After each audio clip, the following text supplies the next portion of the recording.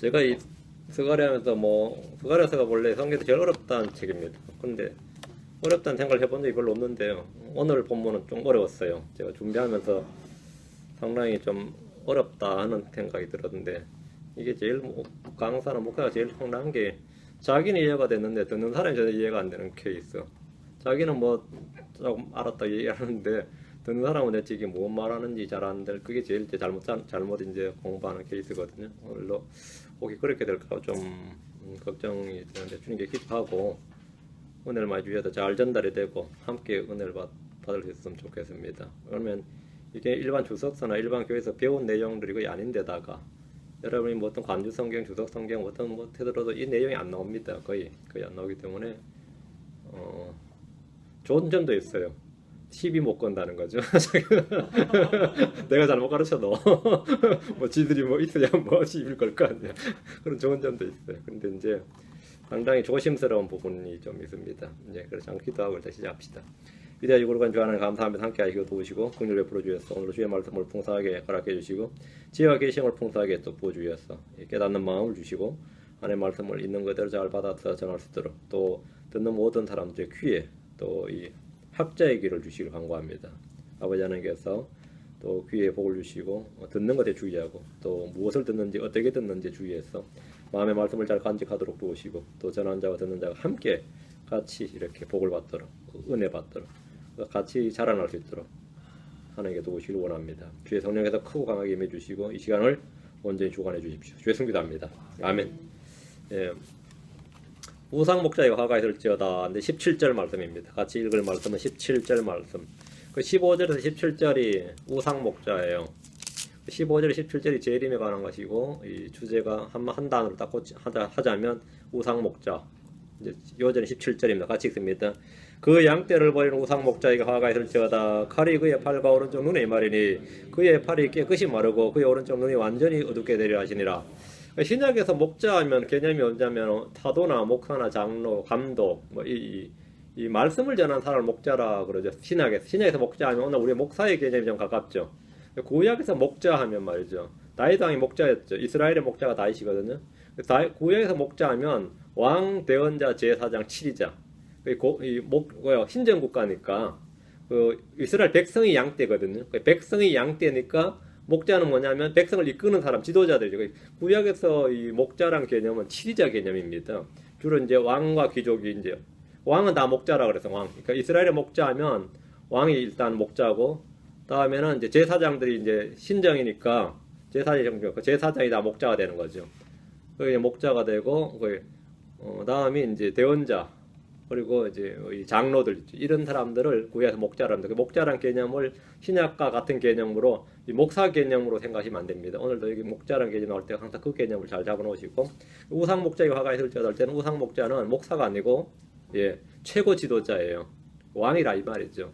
우상 목자 적글소거든요. 이게 목자란 개념, 구약적 개념을 신약과 구분해서 잘 정확히 일단 알아놓으시고 이제 시작합니다. 스가랴 11장은 이스라엘 주께서 주신 선한 목자를 거부하고 우상 목자를 만든 것에 대한 예언의 말씀입니다. 초림 때는 주님께서 이 땅에 뭘 주셨다? 세상을 사랑하셔서 자신의 독생자를 주셨죠. 선한 목자를 주셨어요. 재림 때 주님은 뭘 주시냐? 선한 목자를 이스라엘이 거부를 했죠. 재림 때 주님은 우상 목자를 주십니다. 초림 때 주님께서는 진리의 영, 세상에 진리의 영을 주셨죠. 그걸 가지고 진리로 인도하기 위해서 예수 믿도록 진리의 영을 주셨어요. 세상은 진리의 영을 받았어요? 못 받았어요? 받지 못하죠. 알지도 못하고 받지도 못합니다. 재림 때 주님은 뭐냐면 거짓의 영, 그러니까 미혹의 영을 보내죠. 강력한 미혹을 보내신다 했거든요. 거짓 대언자를 주시는 거죠. 초림 때 예수님은 양떼를 찾는 목자, 선한 목자죠. 양떼를 찾아서 구원하러 오신 목자, 자신이 양들을 위해 죽습니다.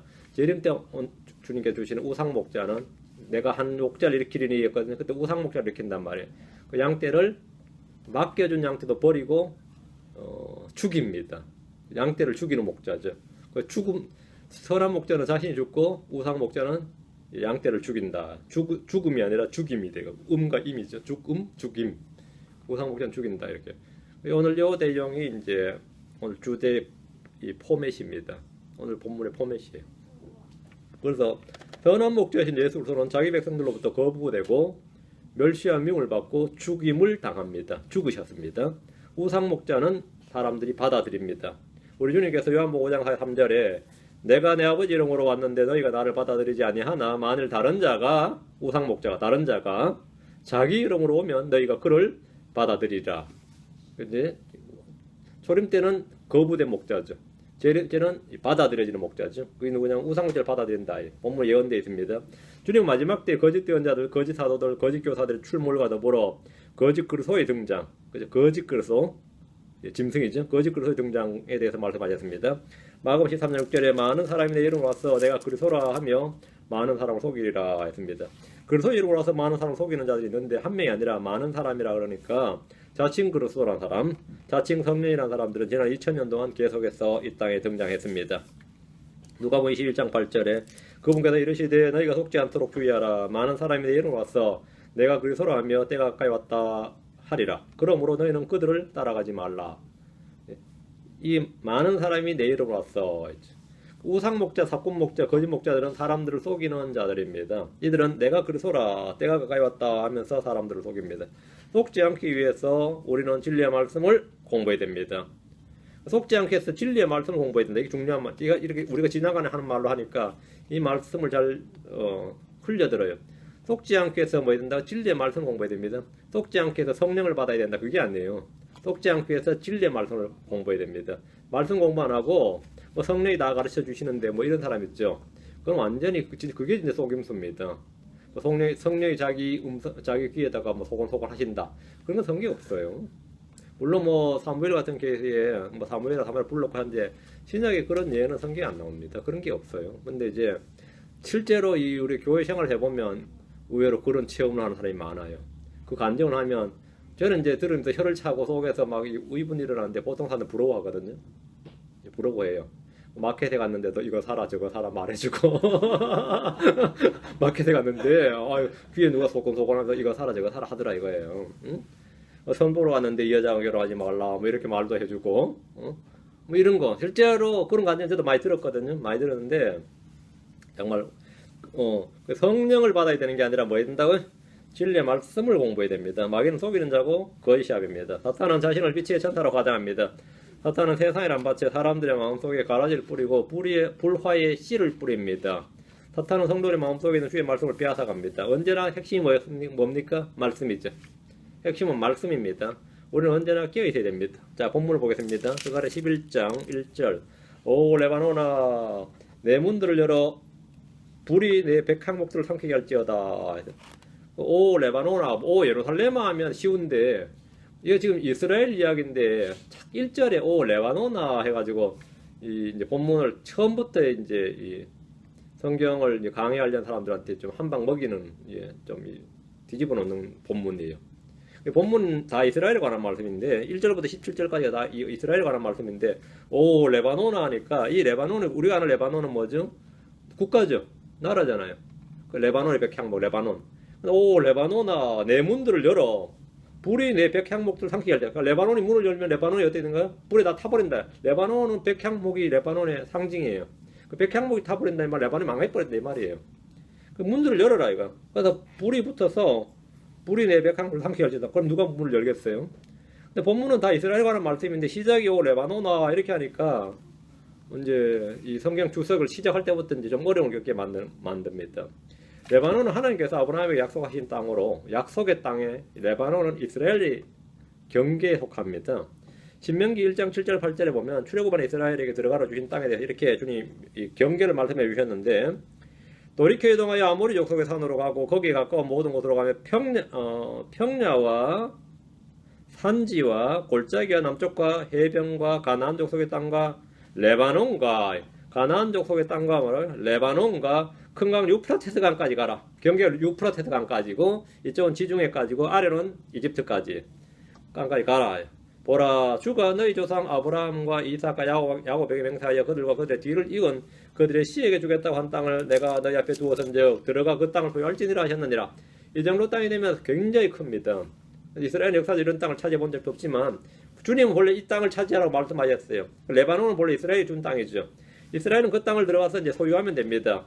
레바논은 하나님께서 이스라엘에게 주신 땅입니다. 모세는 죽기 전에 기도하기를 신명기 3장 25절에 원하옵나니 내가 건너가서 요르단의 건너편에 좋은 땅 곧 저 좋은 산과 레바논을 보게 하옵소서. 그러니까 레바논이 어디 거죠? 약속의 땅이란 말이죠.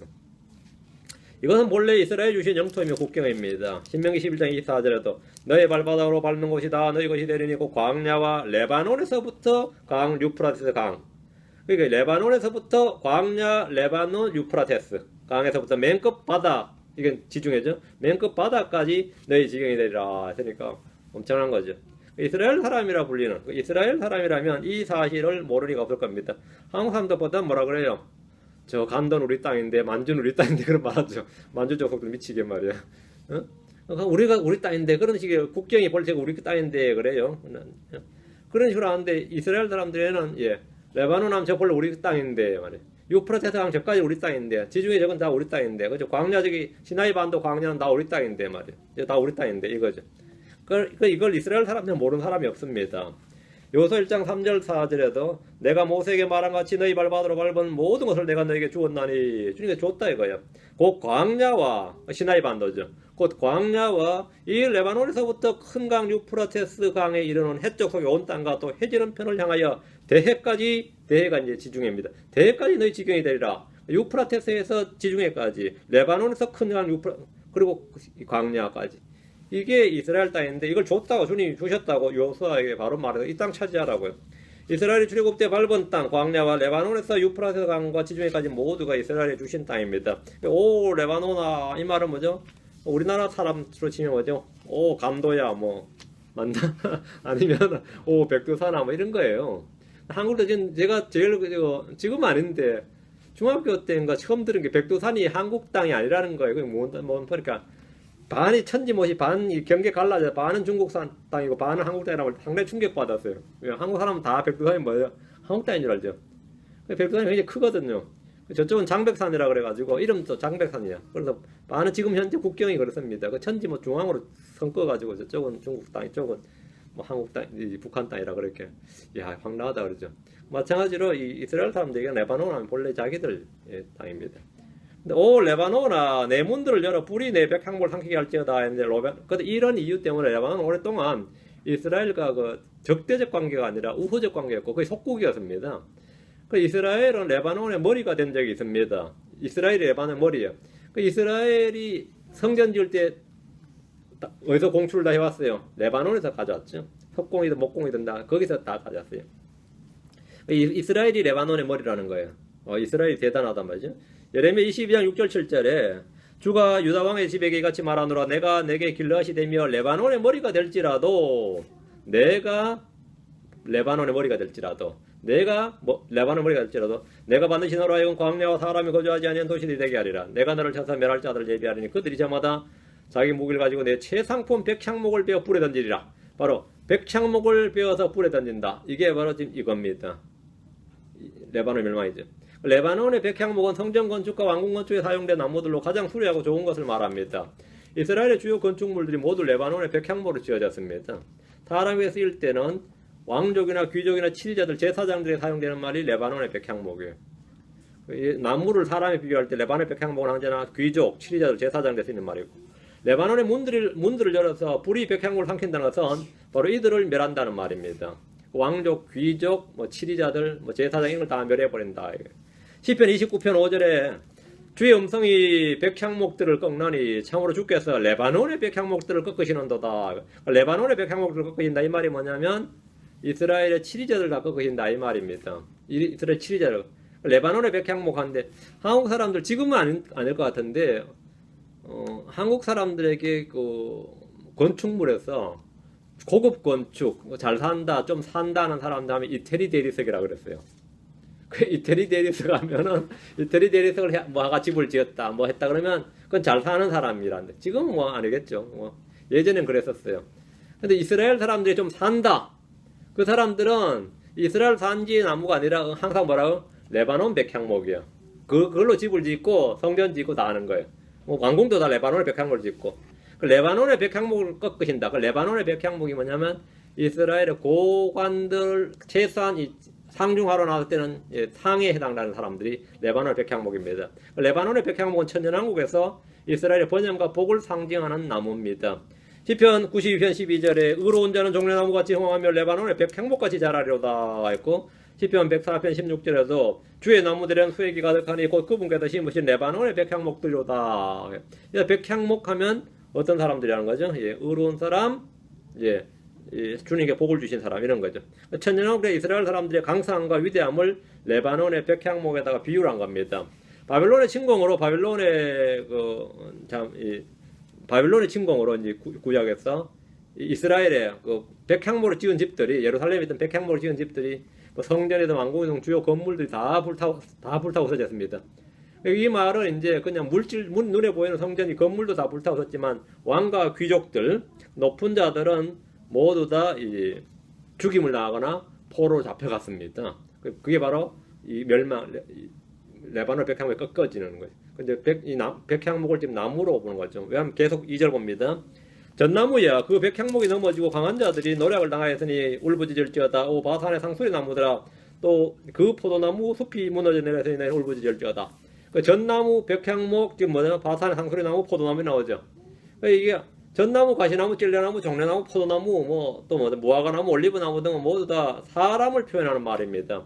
사람을 나무라고 표현하는 이런 성경이나 세상에서는 일반적인 용법입니다. 가시나무나 찔레나무는 누구죠? 악한 자들. 가시나무, 찔레나무 하면 악한 자들이에요. 전나무는 일반 백성들을 말합니다. 백향목은 아까 말한 대로 강한 자들이나 왕이나 귀족들 같이 높은 자들, 이들이 노력을 당했다는 거죠. 바산의 상수리 나무들은 그 지역의 백성들을 말합니다. 바산은 아주 비옥한 영토예요. 바산이란 것이 갈릴리 호수 동쪽의 넓은 평야 지역인데 땅이 비옥하고 목축이 발달했습니다. 또 거기가 이제 이스라엘에서 백향목이 제일 많이 나는 우거진 곡창지대, 숲이 우거지고 곡창지대였어요. 경제적으로 부유하고 상업적으로 발전했는데, 이 땅은 므낫세 지파의 절반이, 므낫세 지파의 반 지파라고 하죠. 므낫세 지파의 절반이 그 땅을 이제 분배를 받았어요. 대언자 아모스가 이제 이 사마리아에 대해서 대언할 때 너희 바산의 암소들아 그러거든요. 바산의 암소들아, 이게 아니라 바산의 부자들, 바산의 지도자들, 걸어서 바산의 암소들을 이렇게 씁니다. 그런데 지금 바산에 뭐라고요? 포도나무 숲이 무너졌다 그랬죠. 백향목이 지금 무너지고 포도나무 숲이 무너질 때 사람들이 크게 울부짖는다. 이 사람들은 위에서 아래까지 다 멸망했다 이 말입니다. 무슨 말인지 이해됐죠? 3절. 목자들의 영광의 노력을 당하였으므로, 이제 목자들이 나왔네. 목자들의 영광의 노력을 당하였으므로 그들의 울부짖는 소리가 나는도다. 그래, 왕족이나 귀족들에도 곡소리가 난다 이거예요. 왜? 예외 없이 다 망하기 때문에. 요르단의 교만이 노력을 당하였으므로 젊은 사자들의 부르짖는 소리가 나는도다. 문자적으로 목자들의 영광이란, 목자라는 게 기본적으로 양떼가 불어나고 소떼가 늘어나는 것이 영광이죠. 그래서 그게 목자들의 영광이잖아요. 젖을 내고 털과 고기를 팔아서 풍요로 먹는 것이 목축업이고, 그 일을 하는 사람이 목자들이니까 목자들의 영광이 노력을 당했다. 목자들의 영광이. 그러니까 이 왕들도 옛날에는 세금을 더 거두기 위해서 백성이 늘어나야 됐죠. 그래서 유민도 받아들이고, 근데 그렇게 하는 게 그게 영광이란 말이에요. 목자들의 영광이 노력을 당했다는 것은 양과 염소, 소떼와 낙타 등을 다 빼앗겼다, 다 죽임을 당했다, 이런 겁니다. 엄청난 경제적 손실과 피해로 이들이 울부짖는 소리를 내는 겁니다. 본문에서 목자들은 이스라엘의 지리자들과 재판관들과 장로들과 제사장들, 대언자들 같은 높은 지위에 있는 자들인데, 얘들이 지금 뭐라고요? 울부짖는 소리가 난다. 노력을 당했으니까. 그게 이스라엘에서 귀족이면 뭐하냐 이거죠. 다 먼저 붙들려 갔는데, 그 다니엘 생각해봐요. 붙들려 가서 어때? 다니엘 왕족이었습니다. 다 붙들려 가서 내시됐단 말이에요. 그래도 다니엘 정도는 그래도 좀 살았지만, 이스라엘에서 이런 오히려 좀 잘 나간다는 사람들은 완전히 울부짖는 거죠. 왜? 먼저 붙들려 갔단 말이죠. 그럼 양떼는 백성이 되는 거죠. 양떼들은 또 전쟁에 내몰려서 다 죽임 당하죠. 이래저래 완전 끝장이 난 거란 말이죠. 목자들은 양떼들이 상한 것으로 울부짖는 것이 아니라 자신들이 그동안 참 영화를 누리며 살던 것이 더 이상 그렇게 못 살게 된 것에 대해서 더 이상 이익을 얻을 수가 없고 망했기 때문에 울부짖은 겁니다. 울부짖는 소리가 나는도다. 요르단의 교만이 노력을 당하였으므로, 근데 요르단의 교만인데, 요르단, 이것도 같은 말입니다. 요르단은 므낫세의 손자인 길르앗과 루벤, 므낫세 지파의 반이 분배받은 땅입니다. 한때 강성하고 부유한 지역이었습니다. 젊은 사자들이 부르짖는 소리가 나는도다. 이 말은 젊은 사자들 하면 일반적으로 용사들을 말하죠. 근데 왜 사자들이 왜 부르짖죠? 거기에 사냥감이 없어요. 물이 넉넉하고 평야가 넓어서 각종 농산물이 넘쳤던 요르단이 이거 롯이 요르단을 볼 때 뭐랬어요? 요르단 평야를 봤을 때 에덴 같았다 그랬죠. 그런 곳이 요르단이에요. 근데 이제 젊은 사자들조차 양식을 구할 수 없어서 울부짖는 소리가 나는 곳이랬다. 거기서는 이제 뭐죠? 농사 짓는 사람도 없고 일한 사람도 없어요. 그럼 아니 세금 거둘 사람도 없고 이건 완전히 피폐해져 버린 거죠. 젊은 사자들이 부르짖는 소리가 나는도다. 근데 이런 부분이 지금 굉장히 시적으로 주님께서 지금 스가랴 11장을 해놨어요. 그래서 보통은 대부분 성경이 읽는 그대로 착착 말이 되는데 이 부분은 다른 성경들을 충분히 읽어놔야지 이해가 되는 그런 부분입니다. 4절입니다. 주 내 하나님께서 이같이 말씀하시느니라. 도살할 양떼를 먹어라. 도살할 양떼를 먹이라. 요 말이 또 난감합니다. 이 도살할 양떼라고 우리말 번역했는데 feed가 먹이다거든. feed the flock of the slaughter 이러니까 slaught가 이러는데 도살할 양떼. 직역하면 건 도살의 양떼인데 이게 말이 안 되니까 도살할 양떼 하니까 한국말 좀 안 와닿죠. 양떼를 도살한다는 말인지 양떼가 도살된다는 말인지 뭐인 거. 도살할 양떼 하면 이제 의미는 이제 어때요? feed the flock 하면 어때요? 양떼를 먹이라 하죠. 그럼 간단한 거예요. 양떼를 먹이라고. 근데 뒤가 of the slaughter 이래 있거든요. slaughterman 하면 이제 푸주간에서 이제 막 학살자 있죠. 막 잡아 막 백정이라 그럽니까? 그게 이제 slaughterman이 되고 the slaughter 하면 그냥 도살이에요. 도살. 도살의 양떼 하니까 도살의 양떼를 먹이라. 이게 좀 한국말 딱 와닿아요? 좀 잘 안 와닿죠? 이 표현은 도살 당하게 된 양떼를 먹이란 말씀입니다. 도살 당하게 된 양떼. 그 양떼는 누구냐면 백성들이죠. 그 백성들, 이 백성들은 양떼인데 이 양떼가 운명이 어떻게 된 거죠? 도살 당한다 이거예요. 다 죽임 당한다 이거예요. 그 양떼를 먹이라고. 도살할 양떼. 한국말이 하네. 저기 도살 당할 양떼 하면 좀 더 의미는 와닿을 겁니다. 그 도살 당할 양떼를 먹이라. 백성들이 도살 당할 처지에 놓여 있는 겁니다. 이스라엘 역사적으로 여러 번 도살할 양떼처럼 죽임을 당했습니다. 에집트나 아시리나 바벨론 같은 나라들의 죽임을 당했고 로마에 의해서 완전히 멸망을 당했죠. 이게 바로 flock of the slaughter예요. 그래서 이게 도살할 양떼란 뜻입니다. 외부의 적보다 양떼들에게는 외부의 적보다 더 무서운 것이 있었는데 안에 있는 부패한 치리자들과 제사장과 대언자들이었어요. 바벨론의 느부갓네살보다 더 무서운 게 누구냐면 자기 동네에 있는 뭐라고? 치리자들이었다. 한가 구한말 때 일본한테 망할 때 양민들이 그랬다 이거예요. 일본 놈보다 더 무서운 게 누구냐면 같은 조선의 지주였다고. 조선의 양반들이 더 무서웠다 이 말이에요. 예. 그런데 더 약탈자들이었으니까 세상 아무리 나빠져도 이거보다 더 나빠질 수 있느냐 이거예요. 북한의 공산주의가 왜 성공했을 것 같아요? 공약 하나였습니다. 지주제 폐지였어요. 지주제를 폐지하겠다. 이 한마디 공약에 북한 백성 지금 주민들이 전부 다 공산주의 민주주의 그건 뜻도 몰라. 한국 사람 공산주의가 뭔지 뜻도 몰랐습니다. 공산주의. 근데 지주제 폐지해서 같이 잘 살자고 해버리는데 뭐 누가 몰표죠. 이건 몰표. 이거는 뭐 누가 먼저 그 슬로건을 내거냐에 따라서 그 사람이 당선되는 거예요. 그 슬로건 내걸면. 응? 근데 뭐 문제는 몰수한 다음에 안 돌려줘 버렸지. 몰수해서 분별해야 되는데 무상몰수 무상분별해야 되는데 몰수한 다음에 안 돌려줘 버렸죠. 반면에 이제 남한은 유상몰수 유상분배였어요. 유상몰수란 말은 뭐냐면 돈을 주고 무조건 다 팔기 싫다가 없으면 무조건 사들여요. 무조건 사야 돈 받고 팔아야 되고 다음에 유상분별했죠. 근데 100% 다 못하고 전쟁 터져버린 겁니다. 그게 100%만 다 했으면 오늘 같은 부동산 문제는 없지 그때. 예.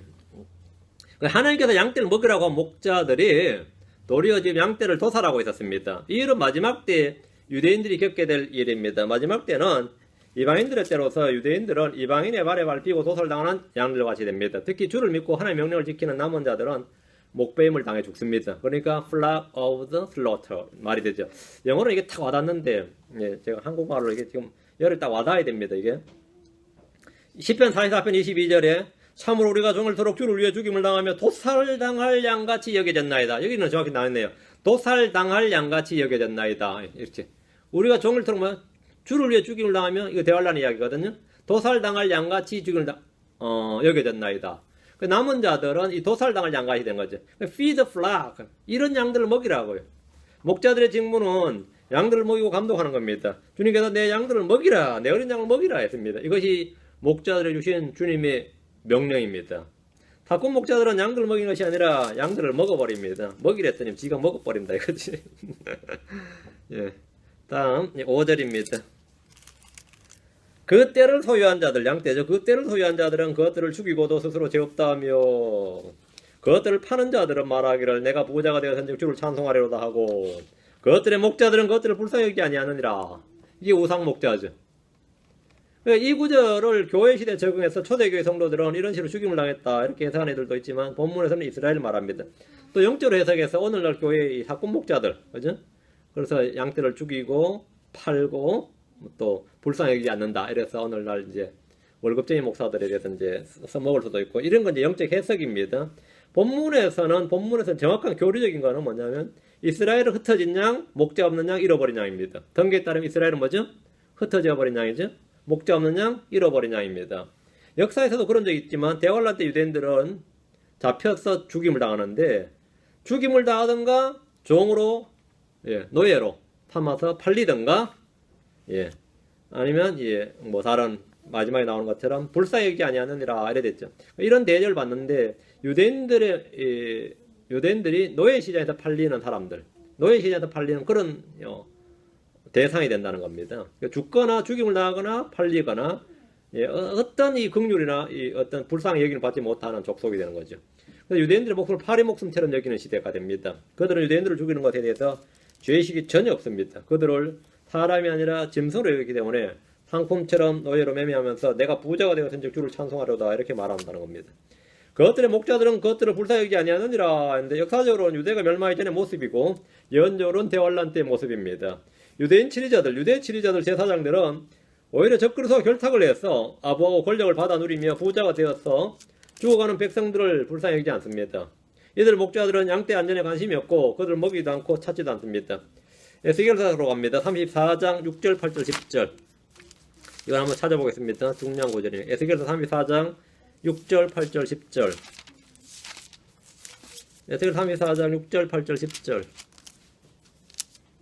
그러므로 34장 6절 제가 35장을 펴서 말이 안 되는구나. 34장 6절입니다. 6절 맞죠? 내 양들이 모든 산과 모든 높은 언덕에서 두루 떠돌아다니시며 내 양들이 이 백성들을 말하죠. 이스라엘 백성들이죠. 내 양들이 모든 산과 모든 높은 언덕에서 두루 떠돌아다녔으며 목자 없는 양이고 길 잃어버린 양이죠. 참으로 내 양떼가 온 지면에 흩어졌을 때 아무도 그것들을 찾거나 찾으러 가지 아니하였도다. 목자들은 흩어진 양떼에 아무런 관심이 없었습니다. 아무도 찾거나 찾으러 가지 않았습니다. 34장 8절 주 하나님 말하노라 내가 살아있음을 두고 맹세하노니 내 양떼가 희생물이 되고 내 양떼가 내 백성 이스라엘 백성이죠.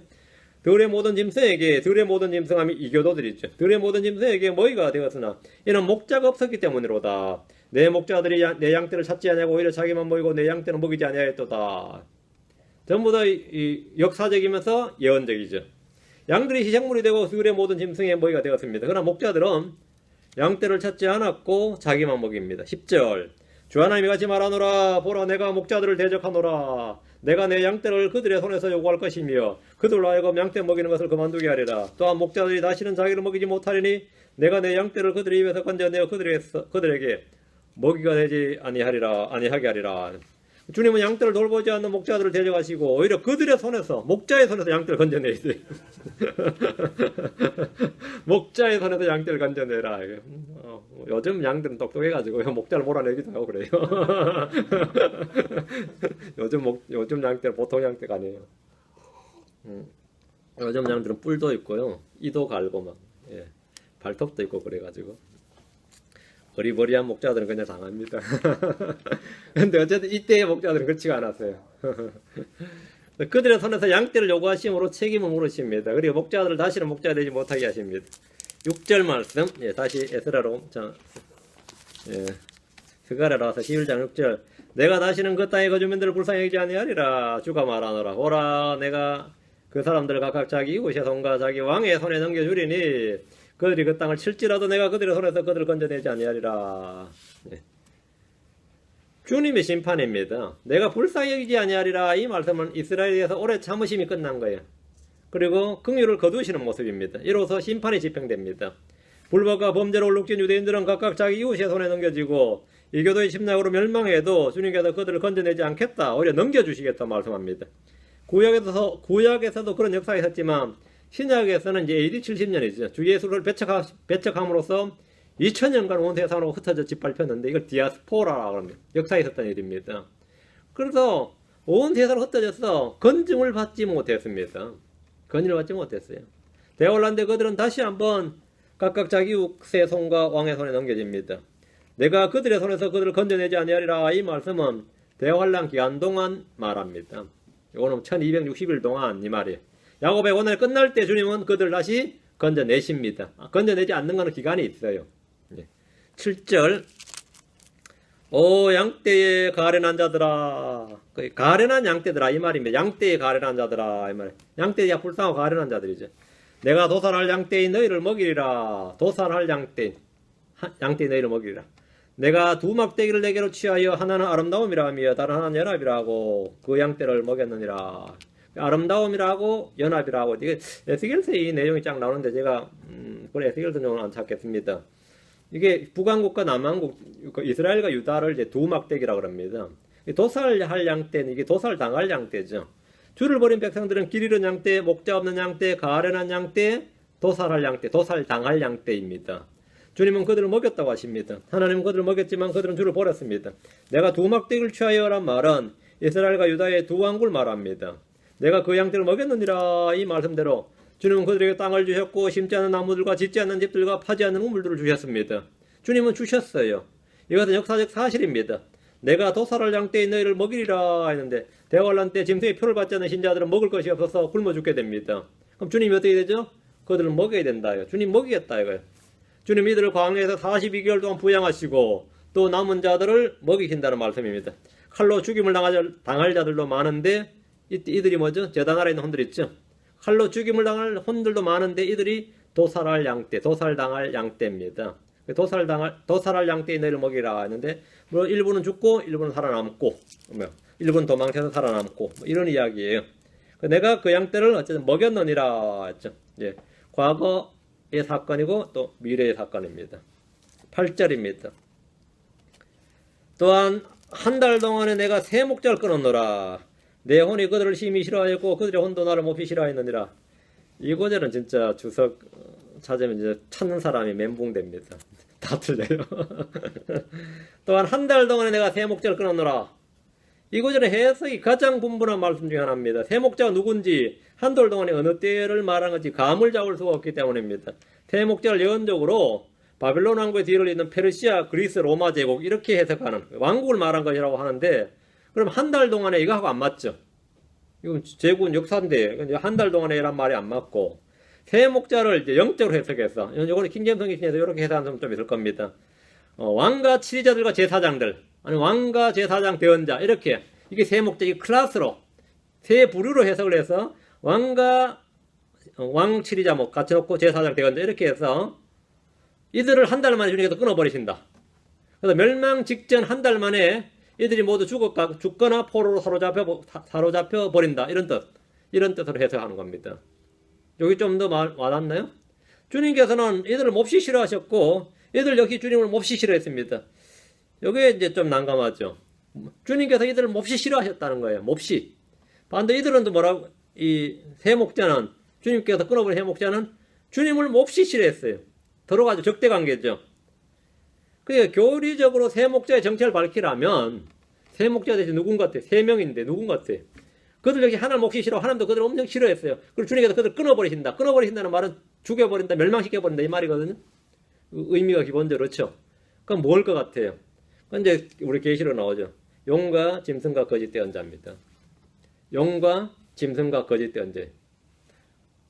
그 용 사탄 말이야. 짐승 적그리스도죠. 거짓 대언자. 주님께서 이 셋을 끊어버리는데 한 달 만에 아마겟돈 전쟁이 터지고 끝에 아마겟돈 전쟁이 끝날 종결 시점이 어때죠? 주님께서 이 전쟁하면서 군대가 싸우는데 그 하나님과 주님과 주의 군대, 하늘의 군대와 용과 그의 마귀와 그의 군대 그러니까 싸우죠. 한 달 동안 한 달 동안에 주님께서 짐승과 거짓 대언자, 적그리스도와 거짓 대언자는 산채로 굶어대 던져버립니다. 이 끊어지는 거죠. 용은 어떻게 하죠? 결박해서 1000년 동안 깊은 구로에 묶어 넣어버린다 말이야. 이러면 어떻게 던져 넣어버린다. 그러면 또한 한 달 동안 내가 새 목자를 끊어 놓으라. 정확히 문자 됐죠. 내오늘 그들을 싫어하였고 그 정도 나를 몹시 싫어하야 된다. 또 문자로 말이 딱 됐죠. 이건 교리적 의미는 이겁니다. 예. 9절입니다. 그때 내가 이르되 내가 너희를 먹이지 아니하리니 이로써 죽는 자는 죽고 끊어질 자는 끊어지며 나머지는 각각 다른 자의 살을 먹을지니라 하였느니라. 이것도 야곱의 고난할 때 예언입니다. 주님은 양떼를 돌보지 않는 목자들을 먹이지 않으시고 죽는 자는 죽고 끊어질 자는 끊어지고 나머지는 각각 다른 자의 살을 먹을 것이라고 하셨습니다. 이런 역사적으로는 유대가 로마에 망할 때 실제로 벌어졌던 일입니다. 로마가 완전히 포위를 해버렸기 때문에 먹을 게 없었어요. 안에서는. 먹을 게 없어서 실제 이런 일이 벌어졌고, 예루살렘을 빠져나가지 못한 유대의 강경파 지도부, 이때 이제 이 크리스천들은 빨리 사도들의 시하에서 예루살렘을 빠져나갔습니다. 그리고 여러분이 아는 그 유명한 역사가 있죠. 요세푸스라는 사람 있죠. 요세푸스는 크리스천은 아니었을 거예요. 그런데 요세푸스 같은 사람은 장교였습니다. 로마군을 대항해서 싸우는 유대 장교였는데 자기 부하들을 설득해가지고 빨리 항복하나 도망가야 된다고 했어요. 요세푸스가. 그리고 요세푸스는 로마에 대접받아서 평생 이제 자연사에서 죽었죠. 로마에서. 그래가지고 그 사람이 이제 남은 생애에 쓴 책이 요세푸스의 역사학입니다. 오늘 우리 항상 인용하는 목사님들이 항상 설교학 성경당으로 많이 인용하는 책이 그 요세프 역사학이거든요. 천지창조부터 유대 역사를 다 기록한 거죠. 물론 이제 정확히 성경과는 맞지 않는 것도 있어요. 근데 천지창조부터 시작해서 그때까지 역사를 상당히 상세하게 기록을 했습니다. 역사학자 요세프. 근데 이제 요세푸스도 자기가 장교인데도 자기 부하가 장군님 그래서는 안 된다. 요셉은 장군까지는 아니었는데 지금 한 영관급 정도 그 정도였는데 밑에서 위관급 부하들이 항복 못하게 막 압력을 가하는 거예요. 요세푸스한테. 그래서 우리가 안 되면 자살합시다 이러는 거예요. 나한테 집단 자살하자는데 요세푸스가 그 사람들을 강곡히 설득을 해가지고 살아났죠. 그래서 요세푸는 그걸 알았어요. 이거는 우리 힘으로 예루살렘 막을 수 있는 게 아니다. 이거는 하나님께서 심판하셨다. 이건 바빌론 같은 상황에 역사를 정확히 아는 사람이에요. 그래서 이거는 끝났는데 나머지 강경파 지도부는 그거 마사다? 거기까지 가가지고 그걸 다 자살했죠. 다 자살해가 한 명 살아남았나 해가지고 그것도 그 비극이 말도 그거 들어보면 이게 전설의 고향 이상입니다. 그 비극이 말도 못해요. 끝까지 저항하다가 제비 뽑아서 남은 사람이 제비 뽑힌 사람이 나머지를 죽이고 남은 사람이 나머지 또 죽이고 그래서 마지막 한 명 남는데 그 사람이 자살하게 됐는데 안 죽어버린 거지. 그래서 한 명이 살아남은 그런 그게 마사다의 비극이라고 하는 게. 그래서 인육을 먹는 거는 양식이 떨어져서 인육을 먹는 것은 당연한 일이었다는 겁니다. 그 당시에. 지금 본문에 그런데 이건 이제 과거 AD 70년 이야기고 스가랴 입장에서는 이게 예언이죠. 근데 그거보다 더 큰 예언이 이제 대환란 때 이야기예요. 역사는 반복됩니다. 그 대환란 때는 이보다 더 비참한 일이 발생한다는 겁니다. 10절. 또 내가 아름다움이라 하는 내 지팡이를 취하여 부러뜨렸으니 이것은 내가 온 백성과 맺은 내 언약을 깨뜨리려 함이었노라. 그 아름다움이라는 내 지팡이는 북왕국 이스라엘을 말합니다. 이스라엘은 우상 숭배로 아시리아에게 망했습니다. 주님은 내가 내 지팡이를 취하여 부러뜨렸으니 하셨습니다. 주님이 죄로 인해 그들을 심판하셨던 겁니다. 이로써 언약을 깨뜨리셨습니다. 모세 율법은 조건부 행위 언약입니다. 이들이 주를 버리고 다른 신들을 따름으로써 우상을 숭배함으로써 율법을 깨면 주님 역시 뭐라고요? 그 언약을 깨뜨리십니다. 깨뜨리신다. 주님은 북왕국 이스라엘을 음녀라 부르시고 이혼증서를 주셨습니다. 이혼증서를 주셨어요. 이혼증서를 줬다는 말은 뭐죠? 결혼이 혼인 언약이죠. 결혼이란 게 기본적으로 우리가 결혼식이란 말이 우리 식이고 결혼이란 자체가 혼인 언약입니다. 그죠? 메리지는 커비넌트예요. 언약이야. 이혼은 뭐죠? 언약이 깨지는 겁니다. 그 언약이 뭐냐면 서로에게 신실할 것을 언약한 거예요. 결혼식이란 게. 평생토록 어쩌고 저쩌고 하면서 우리 언약하자니까 아멘 하죠. 목사님 앞에서 보통 아멘 하지. 그러면 그게 이제 깨진단 말이에요. 그러면 이혼증서를 주는 게 그게 언약의 파기인데 우리 주님께서 이스라엘에게 혼인 언약을 깨뜨리셨다 이거예요. 이혼증서를 주셨다는 거죠. 예레미야 3장 8절에 타락한 이스라엘이 모든 이로 말미암아 간음을 행하였을 때에 내가 그것들로 인해 그녀를 버리고 그녀에게 이혼증서를 주었으나 그 이혼증서를 줬어요. 이혼증서를 주었으나 이스라엘에게 줬어요. 이혼증서를 주었으나 그래도 그녀의 배신한 자매 유다가 두려워하지 아니하고 오히려 가서 또한 창녀짓 하는 것을 내가 보았노라. 그 이제 북왕국 사마리아가 북왕국 이스라엘이 망했어요. 한 주님과 언약이 깨져서 이혼을 했어요. 그리고 한 100년 이상을 좀 지속됐습니다. 남왕국 유다는. 구약에서는 바빌론의 멸망이 그 예고, 바빌론으로 인한 멸망, 바빌론을 통한 멸망이 그 예고, 신약에서는 로마에 의한 멸망이 그 예가 되는 겁니다. 11절. 그것이 그날의 부러짐에 이로써 나를 바라던 양떼의 그 가련한 자들은, 양떼들이 가련하다 이 말이에요. 가련한 양떼들, 양떼의 그 가련한 자들은 그것이 주의 말씀인 줄 알더라. 백성들이 드디어 뭐니까 이게 주의 말씀이다. 이게 자연현상이 아니다. 이게 우리가 힘이 약해서 그런 게 아니다. 말씀에 따라서 심판이 집행되는 것이다 하면서 이것이 주의 말씀인 줄 심판이 뭐라고요? 심판이 심판으로 알면 아무것도 아니에요. 심판이 주의 말씀인 줄 알게 된 겁니다. 징계가 뭐라고? 징계가 갖고 나는 게 심판이 주의 말씀인 줄 알더라. 이스라엘은 망한 후에 비로소 그것이 주의 말씀인 줄 알게 됩니다. 이스라엘이 부러졌을 때 이들은 주의 율법에 기록된 말씀이 문자 그대로 집행되는 주의 심판의 말씀인 줄 알게 되었고, 주 예수가 하나님의 그리스도이시며 자신들이 바라던 메시아이고 이스라엘의 소망이고 구속자이심을 알게 되었습니다. 예수 그리스도를 아는 것이 핵심입니다. 심판의 목적은 사람을 괴롭히는 데 있는 것이 아니라 주의 말씀이 문자 그대로 집행되는 것을 통해서 그것이 주의 말씀인 줄을 알게 되는 것.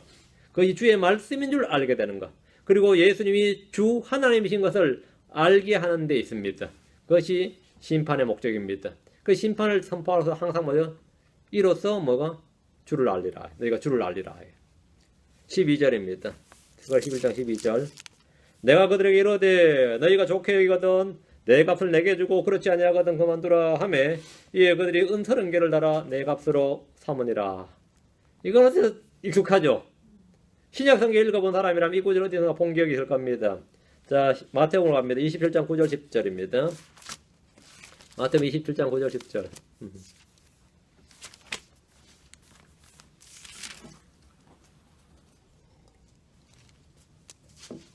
마태복음 27장 9절 10절. 이에 대언자 예레미야를 통하여 말씀하신 것이 성취되니라. 일러서되 그들이 값을 매긴 자의 가격 곧 이스라엘 자손에 속한 자들이 값을 매긴 자의 가격엔 은 30개를 취하여 주께서 내게 정하신 바와 같이 그것들을 토기장의 밭값으로 주었도다 하였느니라. 자, 마태는 왜 대언자 스가라고 하지 않고 뭐라고 했죠? 대언자 예레미야를 통하여 말씀하신 것이 성취되었느니라 했죠. 이상하지 않아요? 대언자 스가를 통해 말씀하신 것이 성취되었느니라 이게 아니라 대언자 예레미야라고 했습니다. 분명히 스가를 인용한 구절인데 왜 대언자 예레미야를 통해 말씀하신 것이라고 합니까? 이분은 예레미야가 말했지만 예레미야에는 기록되지 않고 예레미야서에 기록되지 않고 대언자 스가를 통해서 스가라서에 기록된 것임을 알려줍니다. 가룟 유다는 예수님을 은 30개를 받고 팔았습니다. 가룟 유다는 당대의 제사장들과 예수님의 몸값을 흥정을 했는데 너희가 좋게 여기거든 내게 값을 주고 그렇지 아니하거든 그만두라 이렇게 짱을 부리면서 예수님을 넘겨줄 테니까 얼마 돈 달라고 흥정을 했어요. 그렇다고 해서 뭐 벼락부자 된 것도 아닙니다. 예수님은 그를 마귀라 했고 사도 요한은 그가 처음부터 도둑이라고 했습니다. 그는 주를 배신하고 팔아치웠습니다. 이스라엘의 목자들이라고 불리는 당대 제사장들과 서기관들과 율법사들 장로들은 값을 가룟 유다에게 쳐줬어요. 은 30개 이렇게 은을 달아서 30개를 달아서 값으로 쳐줬습니다. 줬어요. 은 30개는 얼마의 가치냐면 이스라엘에서 소에 바쳐 죽은 남종이나 여종의 몸값입니다. 그 소가 이게 또 뿔난 소가 뭐 황소낸 게 사람을 쳤는데 사람이 죽었어요. 그럼 남종이나 여종이 소에 바쳐 죽었을 때는 소는 죽이고 그 남종이나 여종의 몸값으로 은 30개를 달아주는 겁니다. 또 은 30개는 성소에서 성전에서 여자를 구속하는 몸값입니다. 레위기 27장 4절에 여자이면 내가 정한 값을 30세겔로 하며 구속의 몸값이 30세겔 여자 20살에서 50살 20세에서 50세의 남자는 50세겔이에요.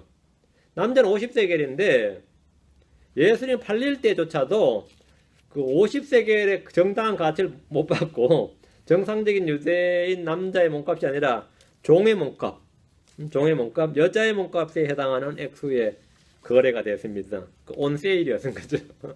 이거 황당한 이야기인데 실제로 그랬습니다. 주님은 그 값밖에 못 받았어요. 13절 또 주께서 내게 이르시되 다시 스가랴로 옵니다. 11장 13절 또 주께서 내게 이르시되 그것 즉 그들이 나를 평가하여 매긴 그 상당한 값을 토기장에게 던지라 하시기에 내가 그 은서른개를 취해 주의 집에서 토기장에게 던지고 그 은서른개를 달래던데 은서른개를 받은 가룟 유다는 뒤늦게 후회하면서 그 돈을 돌려주려고 했지만 그 돈을 핏값이죠. 불법의 대가에 던지라 가룟 유다가 돌려준 돈이라도 제사장들이 그 돈을 성전에 넣을 수가 없던 거죠. 성전에 취해서 나그네를 묻기 위한 토기장의 밭을 샀습니다. 그래서 마태복음 27장 7절과 10절에 보면 의논한 뒤에 나그네들 묻기 위해 그것들로 토기장의 밭을 샀더라. 밭을 샀어요.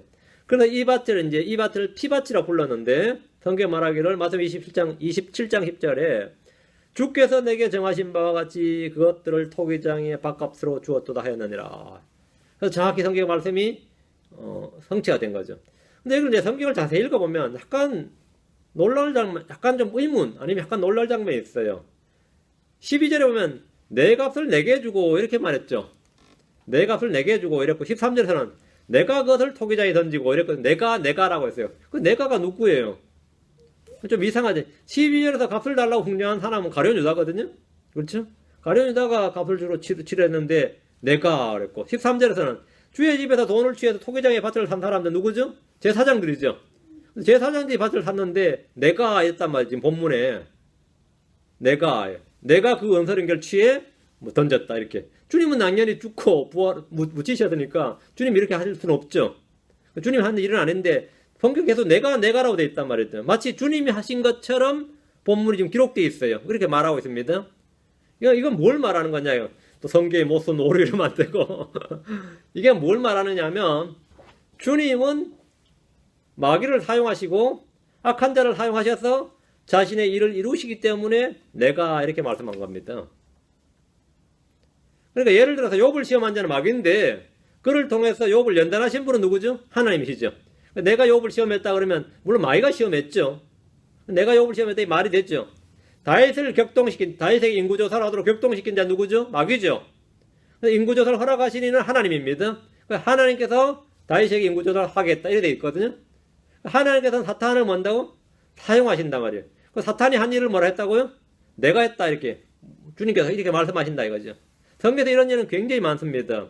주님은 바빌론 왕을 느부갓네살을 자기의 종이라고 부르시면서 심판을 집행하는 도구로 사용하셨듯이 파멸시키는 자 사탄을 사용하시고 악한 자들을 통해서도 뜻을 이루시는 분입니다. 그래서 내가 이렇게 말씀합니다. 내가 했다고 이렇게 내가 했다. 14절입니다. 그때 내가 연합이라 하는 나의 다른 지팡이를 부러뜨렸으니 이것은 내가 유다와 이스라엘 사이의 형제관계를 깨뜨리려 하며노라.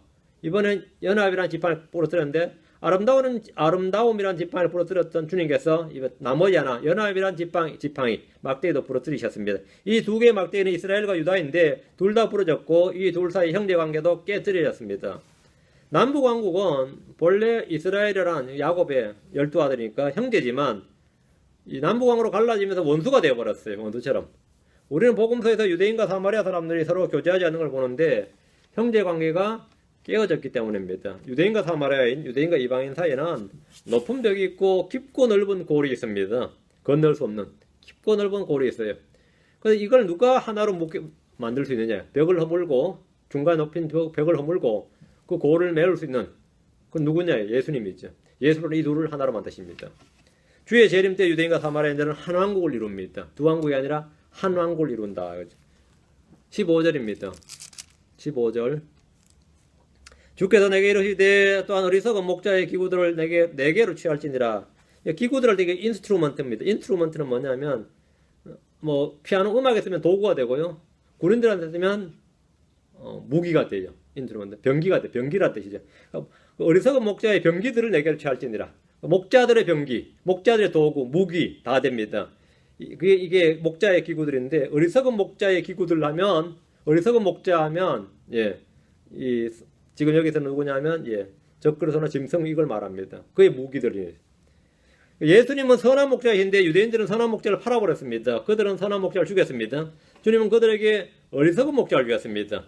또한 어리석은 목자의 기구들을 네 개로 취할지니라. 이 말씀은 어리석은 목자를 택한 이스라엘에게 어리석은 목자의 도구들을 주시겠다는 거예요. 그걸 너희들이 밖에 취하라 이거. 어리석은 목자의 도구가 뭐죠? 선한 목자는 자기 생명을 주러 왔지 어리석은 목자는 칼과 몽둥이로 양들을 죽이러 옵니다. 그게 다 너희에게 다 임한다 이 말이에요.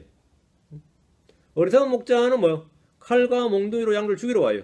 대관람대 이스라엘은 어리석은 목자의 도구들에 맞고 상하고 죽임을 당합니다. 옥에 갇히고. 그렇죠? 어리석은 목자의 기구를 내게 취할지니라. 한마디로 막 당해봐라 이 말입니다.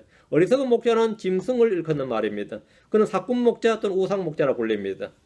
16절 보라 내가 한 목자를 그 땅에 일으키리니 재림입니다. 이게 그가 끊어진 자들을 돌아보지 아니하고 어린 자를 찾지 아니하며 상한 자를 고치지 아니하고 잠잠히 서 있는 자를 먹이지 아니하며 오히려 기름진 것들의 고기를 먹고 또 그것들의 발굽들을 갈기갈기 찢으리라 합니다. 주님이 그 땅에 일으킨 한 목자는 짐승입니다. 대환란 때는 주님께서 짐승을 일으킨다. 초림 때 주님은 선한 목자를 위해 세상의 선한 목자를 위해서 그를 통해 누구든지 생명을 얻게 하려 하심이고 재림 때는 뭐라고 주님께서 한 목자를 일으켜서 그를 통해 세상을 만든다고 심판하려 하시는 겁니다.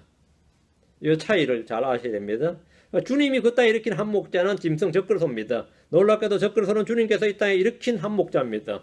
하나님께서 사탄과 짐승과 거짓 대언자를 사용하셔서 이 땅, 이 온 땅 민족들을 다 심판하십니다. 주님께서 사울에게 악한 영을 보내셨습니다. 주님 그 말이 됩니까? 어떤 것 같아요? 우리는 분명히 그 말씀을 볼 수가 있습니다. 자, 한번 봅시다. 사무엘상 16장 14절에 16절. 주께로부터 하나님께로부터라는 말씀에 주목하시면 됩니다. 사무엘상 16장 14절에서 16절. 사무엘상 16장 14절 16절입니다.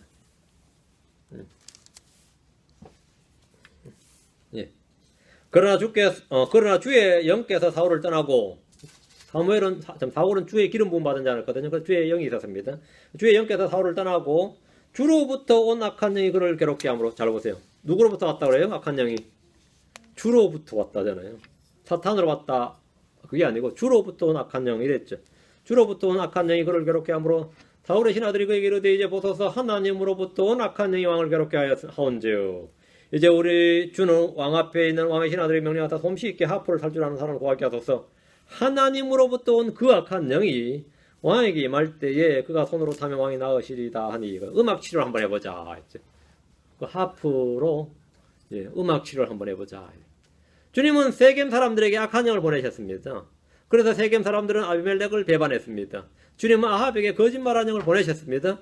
하나님은 아합 왕의 대언자들 입에 거짓말하는 영을 넣으셨습니다. 하나님께서 이런 일을 하시느냐? 거짓말하는 영을 보내시고 악한 영을 보내시고 이게 말이 되냐 이거죠. 말이 됩니다.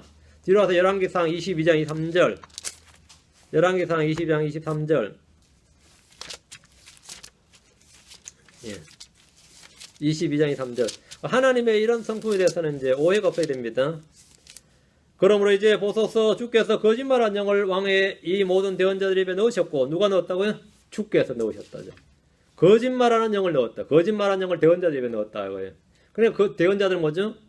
자기는 주의 영을 받았다는 거예요. 맞아요. 주의 영을 받았는데 거룩한 영을 받았느냐 거짓말한 영을 받았냐.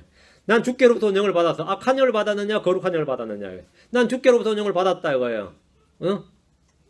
근데 악한 영을 받으면 뭐가 되는 거죠? 아니 거짓말한 영을 받으면 뭐가 되는 거죠? 거짓 대언자가 되는 거죠. 악한 영을 받으면 악한 목자가 되는 겁니다.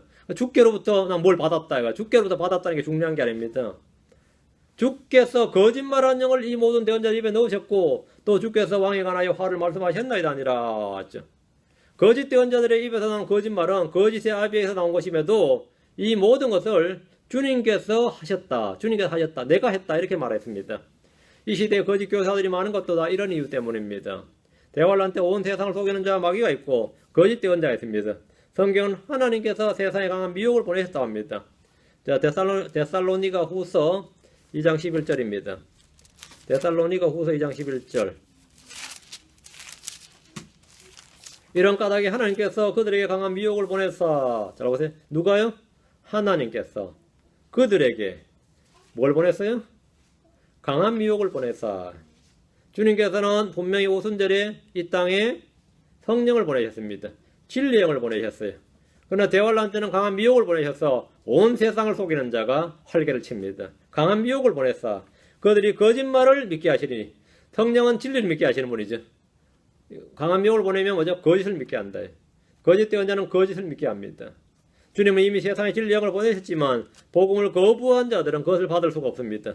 주님은 진리의 영을 거부한 세상에 강한 미혹을 보내셔서 그들에게 거짓말을 믿게 하셨다. 예. 거짓말을 믿으면 하는 거죠? 심판하시는 거죠. 다시 스가랴로 갑니다. 11절 와서 16절. 그가 끊어진 자들을 돌아보지 아니하고 어린 자를 찾지 아니하며 상한 자를 고치지 아니하고 잠잠히 서 있는 자를 먹이지 아니하며 오히려 기름진 것들의 고기를 먹고 또 그것들의 발굽들을 갈기갈기 찢으리라. 그 대환란 때 짐승 적그리스도의 사역이 이겁니다. 사역이 뭡니까? 먹이고 구원하고 보호하고 뭐 감독하고 이게 아니고 뭐죠? 죽이고 뭐 이런 거죠. 아주 황당하단 말이죠. 선한 목자는 잃어버린 양들을 찾아 구원하러 오셨지만 우상 목자는 양떼를 돌아보지 않고 찾지 않고 고치지 않고 먹이지 않고 오히려 그것들의 고기를 먹고 그것들의 발굽들을 갈기 찢습니다. 근데 여기서 발굽들을 갈기 찢는다 할 때 발굽들이란 말이 영어로 클로우라는 단어거든요. 이게 뭐냐면 고양이 발톱처럼 표범 발톱처럼 나무 같은 거 탈 때 있잖아요. 착 할 수 있는 발톱이 집게발 있죠. 이게 클로우인데 양들은 본래 발톱이 후브죠. 이거 없어요. 그게 또 말이 좀 이상하잖아. 그러면 그것들의 발굽들을 갈기 어떻게 찍어요. 그래서 이제 현대분들은 이 단어를 다 고쳤어요. 클로우란 단어는 말이 안 된다. 다 이 후브로 바꿔야 된다. H-O-V-E-S. 후프에서 복숭이 이제 후브스 되겠죠. 직계발이 양은 없으니까. 적그리스도는 짐승인데 직계발을 가진 자입니다. 적그리스도는 짐승인데 사자로 불리기도 하고 뭐가 불리기도 하죠. 예, 표범처럼 그렇게 혼혈 표범으로 불리기도 하고 그렇습니다. 그러니까 직계발이 되는 거죠. 클로우가 된다고요. 그 발로 양들을 갈기갈기 찢습니다. 양들을. 그래서 짐승을 목자로 둔 양떼들은 짐승의 발굽에 갈기갈기 찢긴다는 겁니다. 17절입니다. 그 양떼를 버리는 우상 목자에게 화가 있을지어다. 양떼를 버리는 우상 목자에게 화가 있을지어다. 칼이 그의 팔과 오른쪽 눈에 말이니 그의 팔이 깨끗이 마르고 그의 오른쪽 눈이 완전히 어둡게 되리라 하시니라. 누가 태를 가나 보죠. 칼로 태를 가는 거죠. 그래가지고 내리쳤는데 눈은 상하고 눈은 완전히 이제 실명해 버렸고요. 팔은 어떻게 됐다고요? 불구돼 버린 거죠. 누군지 대단한 거죠. 예. 어쨌든 이 칼이 그의 팔과 오른쪽 눈에 이 말이니 칼이 그의 팔과 칼로 테러를 한 거예요. 요즘 테러범들 많죠. 이게 이때도 이게 통하는지 모르는데 어쨌든 반 성공했어요. 완전히 죽여버리면 좋은데 이 칼로 이제 이 테러를 가한 사람이 유대의 남은 자들 중에 하나 것이다. 뭐 지금 이제 우리 계시록 할 때도 이거 좀 다루었는데요. 총으로 쏜 건 아닙니다. 칼이었어요. 짐승은 자신이 모든 민족들 위해 왕이 되고 세상을 통치할 때 양떼를 버립니다. 지금도 그는 세상의 통치자이지만 대환란 때 이 땅에 자신을 드러내고 높여서 스스로 하나님을 불리고 성경은 그를 우상목자 이렇게 말합니다. 우상목자라고 합니다. 교황은 자신을 뭐라 그러죠? 작은 목자 이렇게 하지만 그는 우상목자입니다. 선한 목자이신 그래서 한 분 외에 다른 모든 일은 다 거짓말, 다 거짓입니다. 도둑이다 그래서 주님께서 본문에서 우상목자는 멸망의 아들 죄의 사랑 깊은 구렁에서 올라오는 자로서 적그리스도입니다. 그에게만 화는 칼이 그의 팔과 오른쪽 눈에 임함으로 팔은 못 쓰게 되고 오른쪽 눈이 완전히 어둡게 되는데 시편 15절에 보면 여기 나와. 시편 15절에 주께서 사악한 자와 악한 사람의 팔을 꺾으소서. 주께서 그의 사악함을 전혀 찾을 수 없을 때까지 찾으소서. 팔을 꺾으소서 했거든요. 시편 37편 17절에도 사악한 자들의 팔은 부러질 터이나 의로운 자들은 주께서 떠받치시는도다. 팔을 상하게 하신다. 이게 팔을 못쓰게 하는 나옵니다. 욥기도 이 말씀이세요. 사악한 자들에게는 그들을 비추던 빛이 차단되고 높이던 팔이 꺾이리로다. 팔을 이렇게 하이히틀 하듯이 이렇게 하면서 적그리스도로 이제 늘 이렇게 했는데 이 팔을 완전히 주님께서 꺾어 이제 못쓰게 하는 거죠. 그랬는데 구약에서는 이 정도로 예언이 되는데 신약의 계시록에 보면 이게 어떻게 되냐면 계시록 13장 3절 봅시다. 좀 이 상태가 심각합니다. 그러니까 눈과 팔 정도, 한쪽 눈, 한쪽 팔 정도가 아니다 이 말입니다. 네. 계시록 13장 3절에 보면 이 눈이 안 보일 정도로 하는데 이 칼에 테러를 당했으면 거의 죽게 된 거죠. 머리에 치명적인 상처를 받은 겁니다. 계시록 13장 3절 또 내가 보니 그의 머리들 중에 하나가 상처를 입어 죽게 된 것 같았는데 머리들 중에 하나 이게 짐승 적그리스도입니다. 그의 치명적인 상처가 나음에 온 세상에 놀라며 그 짐승을 따르더라. 그런데 이렇게 나은 걸 얘는 뭐라 그러냐면 자기 부활했다는 거예요. 죽었다 부활했다. 예수를 흉내내는 거죠. 부활했다고 해버린 거예요. 그래서 온 세상에 자신이 뭡니까? 더욱더 이제 드러나 자기를 높이는 이 전화위복의 계기로 삼는 거죠. 그래서 죽이려고 했는데 죽은 게 아니라 오히려 치명의 상태가 나아버려서 온 세상이 놀라며 그 짐승을 따라들어와서 예수께서 죽임을 당했다가 부활하신 것처럼 자신도 이렇게 부활했다고 하면 그렇게 하면 자기가 그리스도라고 할 겁니다. 칼로 입은 상처로 거의 죽게 된 것 같았던 치명적인 상처가 깨끗이 나와서 깨끗하게 나음을 입었습니다. 그래서 온 세상에 놀라고 그를 따르게 되는 겁니다.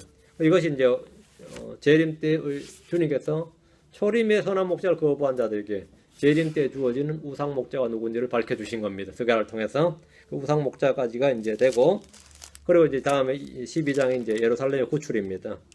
예루살렘 구출인데 이건 다음 시간에 하겠습니다. 예. 말씀을 잘 알아들어서 잘 깨달으면 좋고 모략이 안 되면 나중에 또 성장할 때까지 기다리셔야 됩니다. 말씀이 소선지서 중에서도 조금 어려운 책이 스가랴고 스가랴서 중에서 조금 어려웠던 책이 쪽장이 지금 오늘 본문 말씀입니다.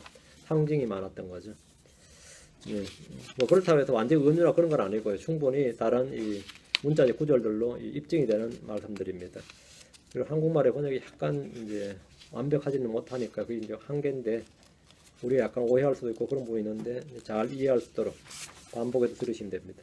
다음에 또 한번 기회가 되면 또 다루도록 하겠습니다. 다음 시간에 12장하고 오늘은 11장까지 마치겠습니다. 기도하겠습니다. 주 하나님 감사합니다. 함께 하시고 도우셔서 오늘도 주의 말씀을 풍성하게 허락해 주신 감사합니다.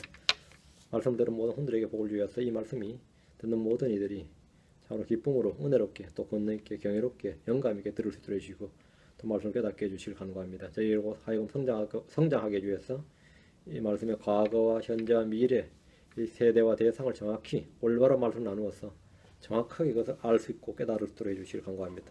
주님께서 이전 역사를 기록해 주신 같이 또 앞으로 다가올 일들을 미리 기록해 주셔서 저희로 하여금 어둠에 가지 않게 해주심을 감사합니다. 계속 은혜와 진령을 충만케 해주십시오. 감사드리며 주의 성기도합니다. 아멘. 마치겠습니다.